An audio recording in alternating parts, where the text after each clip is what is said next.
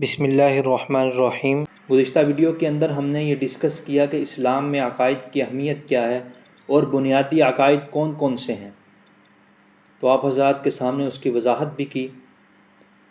چونکہ ہمارے اس کورس کا تعلق عقیدہ ختم نبوت سے ہے، تو یہاں پہ ہم عقیدہ توحید اور عقیدہ قیامت کو ڈسکس نہیں کریں گے، بلکہ عقیدہ رسالت اور عقیدہ رسالت میں سے بھی سب باتوں کو نہیں، بلکہ عقیدہ رسالت میں سے جو باتیں عقیدہ ختم نبوت کے ساتھ تعلق رکھتی ہیں ہم ان کو آپ حضرات کے سامنے بیان کریں گے۔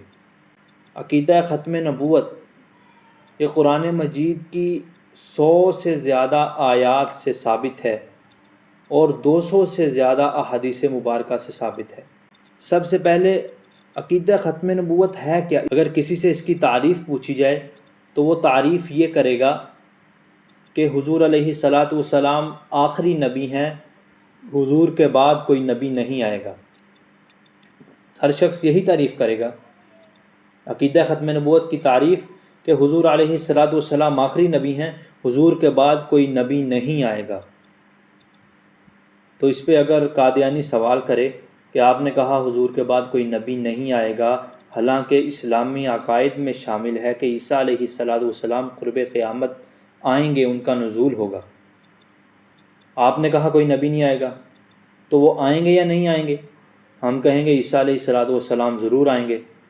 پھر اگلا سوال ہوگا جب وہ آئیں گے وہ نبی ہوں گے کہ نبی نہیں ہوں گے؟ ہم کہیں گے جی نبی ہوں گے۔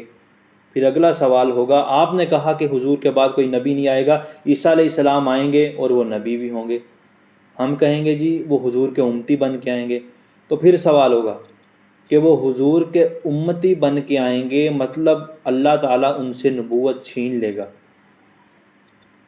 ہم کہیں گے اللہ نبوت نہیں چھینے گا۔ تو جب ان سے نبوت نہیں چھینی جائے گی، وہ نبی ہوں گے اور وہ حضور کے بعد آئیں گے، تو پھر عقیدہ ختم نبوت کیسے برقرار رہا؟ تو اب ہم ختم نبوت کی وہ تعریف کریں گے کہ منکرین ختم نبوت کو اس پر اعتراض کا کوئی موقع نہ ملے۔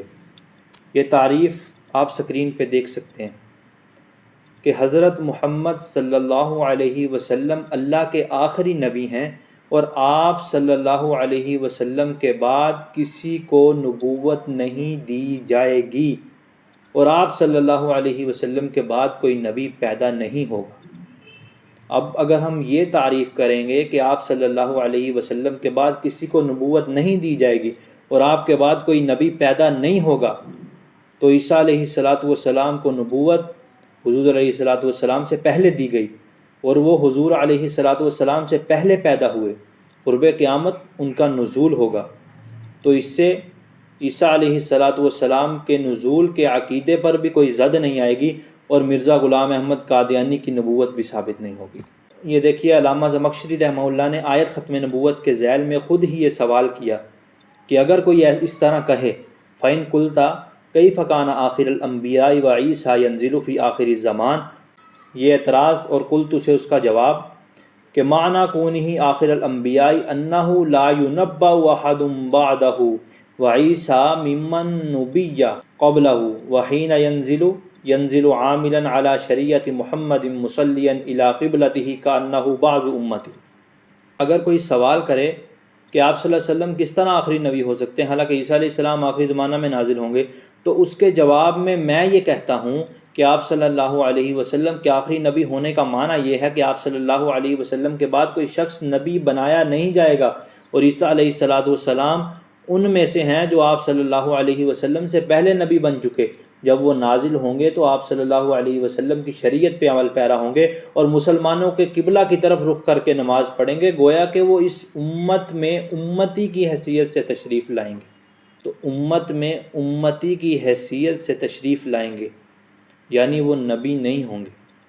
اگر وہ نبی ہوں گے تو پھر وہ امتی بن کے کیسے آئیں گے؟ اگر کوئی یہ سوال کرے کہ یہ کیسے ہو سکتا ہے، یہ کیسے ممکن ہے کہ ایک شخص ایک وقت میں نبی بھی ہو اور امتی بھی ہو، یہ کیسے ہو سکتا ہے؟ حالانکہ یہ دونوں چیزیں ایک دوسرے کے متضاد ہیں۔ جو نبی ہوتا ہے وہ امتی نہیں ہوتا، اور جو امتی ہوتا ہے وہ نبی نہیں ہوتا۔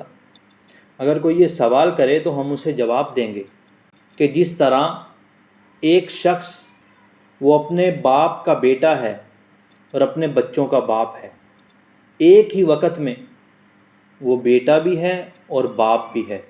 اگر اس کی نسبت اس کے باپ کی طرف کی جائے تو وہ اپنے باپ کا بیٹا ہے، اور اگر اس کی نسبت اپنے بچوں کی طرف کی جائے تو وہ اپنے بچوں کا باپ ہے۔ جس طرح ایک ہی وقت میں ایک شخص باپ اور بیٹا بن سکتا ہے، اسی طرح ایک ہی وقت میں عیسیٰ علیہ السلام نبی اور امتی بنیں گے۔ جب عیسیٰ علیہ السلام کی نسبت حضور علیہ السلام کی طرف کی جائے گی تو وہ امتی ہوں گے، اور جب عیسیٰ علیہ السلام کی نسبت ان کی امت کی طرف کی جائے گی تو وہ اپنی امت کے نبی ہوں گے۔ صرف عیسیٰ علیہ السلام ہی نہیں بلکہ تمام کے تمام انبیاء وہ حضور علیہ السلام کے امتی ہیں۔ میں پوری ذمہ داری کے ساتھ یہ جملہ کہہ رہا ہوں، کیونکہ آپ نے بارہا سنا ہوگا کہ حضور علیہ السلام وہ عالمی نبی ہیں، وہ تمام جہانوں کے نبی ہیں، امام الانبیاء ہیں، نبیوں کے بھی نبی ہیں۔